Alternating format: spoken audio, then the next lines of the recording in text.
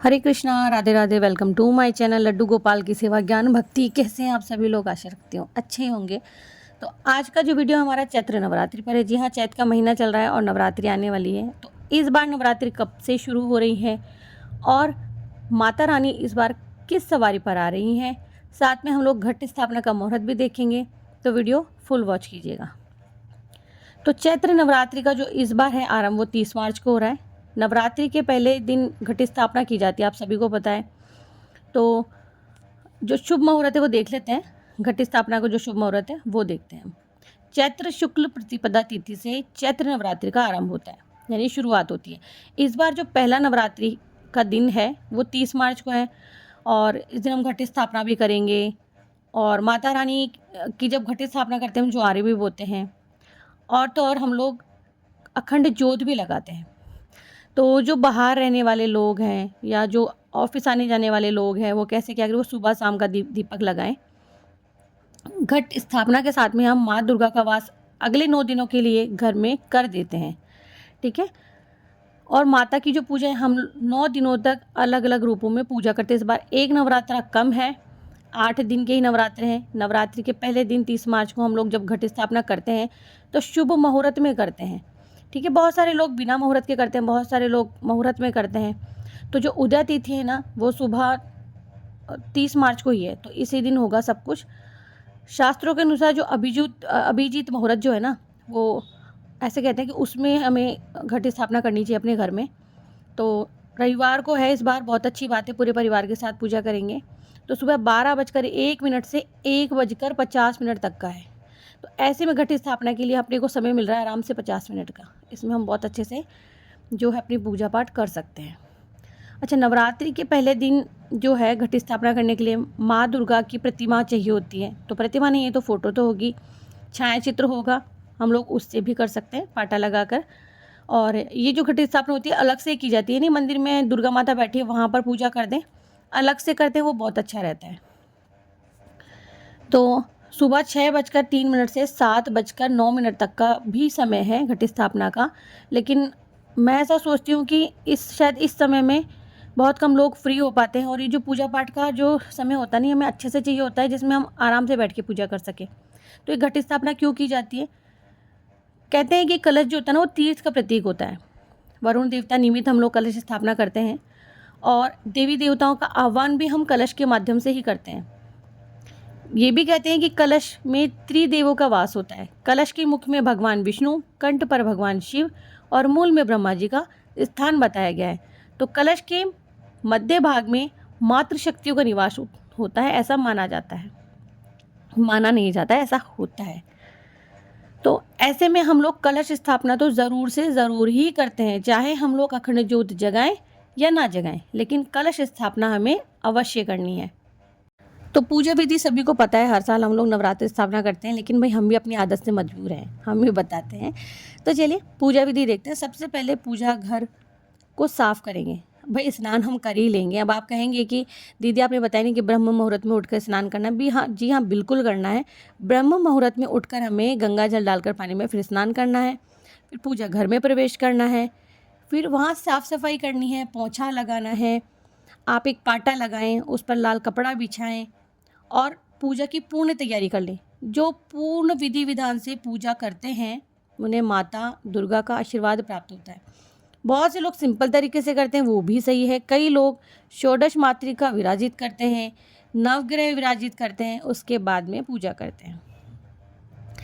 फिर जब हमने पाटा लगा लिया फिर हम मिट्टी का बर्तन लेंगे, उसमें जौ बोएंगे। आप किसी टोकरी में भी जौ बो सकते हैं या फिर आप फर्श में भी कर सकते हैं। ऐसा अगर आप नीचे बिल्कुल स्थापना कर रहे हैं, घट स्थापना नीचे कर रहे हैं, तो आप जहाँ कलश स्थापना कर रहे हैं वहीं पर जौ भी बो सकते हैं। एक कलश में गंगा जल भरकर उसमें सुपारी, दूर्वा, अक्षत, एक का सिक्का, हल्दी, एक इलायची, एक लौंग का जोड़ा, ये सब आप उस कलश में डालें। सभी देवी देवताओं का आवाहन करें। कलश के मुख पर आप कलावा बांधें, स्वास्तिक बनाएं, आम के पत्ते रखें उसमें, यानी कि पंचपल्लव, और नारियल स्थापित करें। कलश को आप जौ के बर्तन के ऊपर भी रख सकते हो, अलग भी रख सकते हो। माँ जो दुर्गा हैं, देवी हैं, उनका आवाहन करें, विधि पूर्वक पूजा करें और 9 दिनों तक आप माता रानी के पसंदीदा भोग भी उन्हें अर्पित कर सकते हैं। कन्या पूजन करें, कन्या भोज करवाएं, स्वयं भी सात्विक भोजन करें और घर में भी सात्विक भोजन ही बनाएं। घर में साफ स्वच्छता का ध्यान रखें, विवाद ना करें, झूठ ना बोलें, तामसिक चीज़ों से और तामसिक विचारों से दूर रहें। तो इस बार की जो नवरात्रि है ना, उसका महत्व और भी बढ़ गया है, क्योंकि माँ दुर्गा जो है हाथी पर सवार होकर आ रही है। इसे एक शुभ संकेत भी मान सकते हैं आप। माँ दुर्गा का हाथी पर आना बहुत शुभ संकेत है। तो चलिए, वाहन का क्या महत्व होता है वो देख लेते हैं। नवरात्रि के आरंभ और समापन के दिन, यानी कि माँ दुर्गा का जो वाहन निर्धारित होता है वो होता है हर बार अलग अलग होता है। और इस बार नवरात्रि है, रविवार से प्रारंभ हो रही है, सोमवार को समाप्त हो रही है। और इस नियम के अनुसार रविवार को आगमन और सोमवार को प्रस्थान का अर्थ है माता दुर्गा हाथी पर सवार होकर आई है। तो भागवत पुराण में माता की हाथी पर सवारी को अत्यंत शुभ माना गया है, बताया गया है। ये वाहन सुख, समृद्धि, शांति का प्रतीक है। और ये भी कहा जाता है कि जब माता हाथी पर आती है तो अच्छी वर्षा भी होती है, फसलें भी अच्छी होती है, घर में भी और सभी जगह धन धान्य के भंडार भरे रहते हैं। ठीक है, तो प्रथम दिन माँ शैलपुत्री की पूजा होती है, दूसरे दिन ब्रह्मचारिणी की, तीसरे दिन चंद्रघंटा की और माँ कुष्मांडा की, फिर स्कंद माता की, कात्यायनी देवी की, माँ कालरात्रि की, महागौरी की, फिर सिद्धिदात्री की। तो इस तरह से माँ दुर्गा की हम लोग आराधना करते हैं, पूजा करते हैं। तो बिल्कुल सिंपल तरीके से मैंने पूजा विधि बता दी है, कुछ नहीं है, वापस से थोड़ा सा रिपीट कर देती हूँ। बहुत सारी बातों का ध्यान रखना होता है। सुबह ब्रह्म मुहूर्त में उठ के स्नान करने के बाद में पूजा स्थान की सफाई करनी होती है। शारीरिक शुद्धता बहुत ज़रूरी होती है, और अगर शारीरिक शुद्धता देख रहे हैं तो मानसिक शुद्धता भी बहुत ज़रूरी होती है। गंगा जल का छिड़काव पूरे घर में करें, पूजा के मंदिर में तो करना ही करना है। वातावरण जो है उसमें सकारात्मकता होना बहुत ज़रूरी होता है। इससे क्या होता है, ऊर्जा का संचार होता है। माँ देवी को हम लोग 16 श्रृंगार अर्पित करते हैं, वो ले आएँ आप। लाल पुष्प अर्पित करें, लाल चुनरी उड़ाएं। लाल रंग माँ देवी की शक्ति का प्रतीक है। इस दौरान कहते हैं कि 9 दिनों में लाल रंग को बहुत शुभ माना जाता है। खीर का प्रसाद और चने का प्रसाद माता को अति प्रिय है, और हलवे का, ये ज़रूर से माता को अर्पित करें। अष्टमी के दिन, सप्तमी के दिन या नवमी के दिन, जो भी आप मानते हैं। अगरबत्ती ना जलाएं, धूप बत्ती, देसी घी का प्रयोग करें।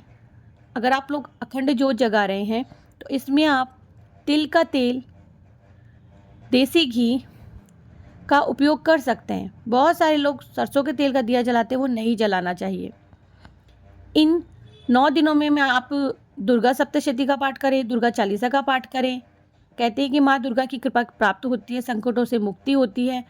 अब कहते हैं कि क्या पूजा करने से ही सब कुछ मिलेगा? देखिए, पूजा ऊर्जा का संचार पूजा से होता है, स्रोत है ये पूजा। ठीक है, ऊर्जा यानी कि हमारे शरीर में भी ऊर्जा की आवश्यकता होती है। देखिए, जैसे मशीन में तेल की आवश्यकता होती है, उसी तरह से हमारी आत्मा भगवान है, और भगवान अगर है तो हमें ऊर्जा की आवश्यकता है।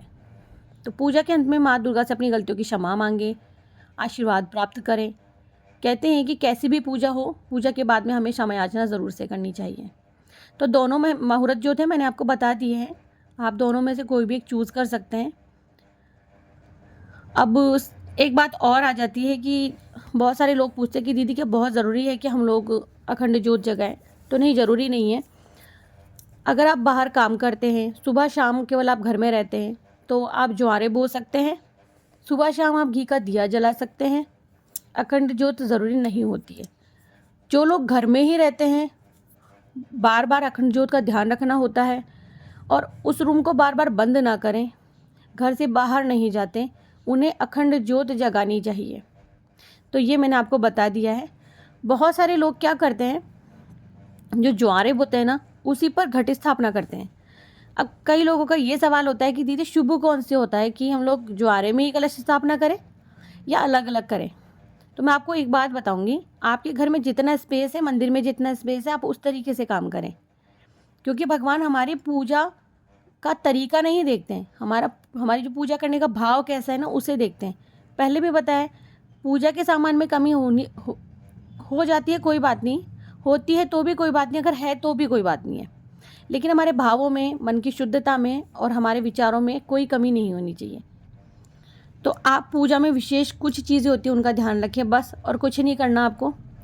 तो अगर अलग कर रहे हैं तो आपको ये ध्यान रखना है कि जो ज्वारे हैं उसके लिए हम जो लेते हैं, मैंने पहले भी अपनी वीडियो में बताया, और वीडियो आप वॉच करते रहिएगा। पहले से एक रात पहले से ही साफ़ करके भिगो देते हैं, और जो जौ होते हैं उनमें आधा टुकड़ा भी नहीं होना चाहिए। ध्यान से उनको साफ़ करना होता है, और एक एक जो साबुत होता है वही रखते हैं, ठीक है। क्योंकि जो हम जो बोते हैं ना, वो हमारे घर के आगे आने वाले जो दिन होते हैं या जो साल में जो परेशानी हो रही है उनके बारे में ज्वारे बताते हैं, ऐसा माना जाता है। अब हम देख लेते हैं अखंड ज्योत किस तरफ रखें, कलश किस तरफ रखें। चलिए, तो देखिए, चाहे वास्तु के अनुसार समझ लो या पूजा पाठ में हम लोग दिशा देखते हैं उसके अनुसार देख लो, तो कलश स्थापना के लिए जो आग्नेय कोण होता है ना, यानी कि दक्षिण पूर्व दिशा जो होती है वो शुभ मानी जाती है। जो कलश स्थापना करोगे ना आप, दक्षिण पूर्व दिशा में स्थापना करना, कहते हैं कि सुख समृद्धि आती है। और जो अखंड ज्योति जो है ना, वो भी दक्षिण पूर्व में स्थापित होती है। तो जैसे आपने कलश स्थापित कर दिया, उसी के आगे आप अखंड ज्योति जगा सकते हो, ठीक है। और जगह नहीं है तो कोई बात नहीं, आप देख सकते हो, क्योंकि हम ज़बरदस्ती ये नहीं कर सकते, जगह नहीं है फिर भी हम लोग करें। दीपक की लो का बार बार हमें ध्यान रखना होता है, वो ज़रूर से करना। और जो कलश है वो आप पूर्व या उत्तर दिशा में भी स्थापित कर सकते हो। तो ऐसा नहीं है कि कलश इस तरफ रखें वो उस तरफ रखें। मैंने एक बार और भी बात बोली है, घर में थोड़ी जगह का, पूजा में भी जगह का थोड़ा सा ध्यान रखना होता है, तो वो आप ध्यान रख सकते हो। तो जैसे आपने कलश स्थापित किया, यानी कि माता दुर्गा की जो प्रतिमा है ना, आप उसके दाईं तरफ स्थापित करना कलश को। ये तो आपको सीधा सीधा समझ में आ गया होगा कि जैसे कि आपने जो प्रतिमा स्थापित की है, फोटो स्थापित की है, उसके दाईं तरफ स्थापित करना है आपको, ठीक है। तो बहुत सारे लोग पूछते हैं कि दीदी अखंड ज्योति स्थापित करने से क्या होता है। अखंड ज्योति जलाने से घर में माँ दुर्गा का 9 दिनों तक स्थायी निवास हो जाता है। फिर वो कहीं नहीं जाएंगी 9 दिनों तक, कहीं भी नहीं। परिवार में सुख शांति समृद्धि बनती है, और जो नकारात्मकता होती है ना घर में, वो दूर हट जाती है, सकारात्मकता आती है। तो इसीलिए कहते हैं कि अखंड जो दीपक है वो ज़रूर से जगाना चाहिए। आपके बिना गलती के अगर अखंड दिया बुझ जाता है तो बिल्कुल समझ जाइए कि नकारात्मकता है, ये बिल्कुल हमें मान लेना चाहिए। अखंड ज्योत के नीचे कोशिश कीजिए, क्या तो जैसे कि मैं भी थोड़े बहुत चावल फूल रखती हूँ, तो आप भी चावल की ढेरी, गेहूं की ढेरी, और बहुत सारे गेहूं की ढेरी अगर आप बना रहे हो तो बहुत अच्छी बात है। उतना ही सुख समृद्धि और अनाज हमारे घर में रहेगा, ऐसा माना जाता है। कई लोग जब दीपक बुझ जाता है ना, तो ऐसा मानते हैं कि भगवान जी नाराज़ हैं, ऐसा करके कुछ मानते हैं और उसे वापस से जला देते हैं। तो अगर अखंड ज्योत किसी भी कारण से बुझ गई है ना, मंगल हो गई है, तो आप उसे दोबारा से नहीं जगाएं। आप नया दीपक लें, वापस से दोबारा से तेल घी जो भी आप ज्योत जगा रहे जिससे भी वो ले, वापस से आप अखंड ज्योत जगाएं। अखंड ज्योति जो आपने जगाई ना, उसका जो मुंह है ना, दक्षिण दिशा की तरफ या फिर पूर्व दिशा की तरफ रखना चाहिए। तो कुछ कुछ चीज़ों का ध्यान रखेंगे ना तो हमारा काम एकदम ही सरल सही हो जाएगा। और कुछ लोग तो भाई कुछ भी ध्यान नहीं रखते हैं, बस अपना मन साफ रखते हैं, मन के भाव अच्छे रखते हैं और माता दुर्गा के लिए घट स्थापना कर देते हैं, तो वो पूजा भी मान्य होती है। बहुत सारे लोग गलत दिशा में अखंड ज्योत जगा देते हैं, ये कर देते हैं, फिर बाद में जब कोई उन्हें कहता है तो मन में न जाने कितनी विकार उनके मन में आ जाते हैं, हमने तो सब कुछ गलत कर दिया, ये नहीं। भगवान जी का कार्य है, जो जहाँ आपने जैसा किया है, जहाँ भगवान का कार्य हुआ है वो सब सिद्ध ही सिद्ध है। दिशा वगैरह सब हम लोग वास्तु के लिए देखते हैं। मैं आपको बता दूं कि ये जो दिशा होती है हम वास्तु के अनुसार स्थापित करते हैं, तब मानते हैं। बहुत सारे लोग वास्तु को नहीं मानते हैं, तो वो अपने मन इच्छा स्थापना करते हैं। तो ये आपकी मर्ज़ी है, और जितना हो सकता था मैंने इसमें जानकारी दी है आपको। जो लोग सैगार वाला व्रत कर रहे हैं वो लोग शाम को सूर्य अस्त होने के पहले पहले सहगार कर लेंगे, और जो लोग अन्य वाला व्रत कर रहे हैं वो तो तारों की छाँव में व्रत खोलते ही खोलते हैं, इस बात का ध्यान रखना है। कुछ लोग नवरात्रि के 9 दिनों तक पैर में चप्पल नहीं पहनते। तो ये सब अपनी अपनी मान्यता है और अपने अपने रीति रिवाज के अनुसार करते हैं। जिस कुल में, जहाँ के क्षेत्र में जैसे जैसे होता है वो वैसे वैसे करते हैं। तो चलिए, शुभ मुहूर्त मैंने बता दिया है, माता दुर्गा किस पर सवार होकर आ रही है ये भी बता दिया, पूजा विधि मैंने बता दी है। वीडियो अच्छा लगे तो आगे शेयर कर दीजिएगा। मैं मिलती हूँ नेक्स्ट वीडियो में, तब तक के लिए हरे कृष्णा, राधे राधे।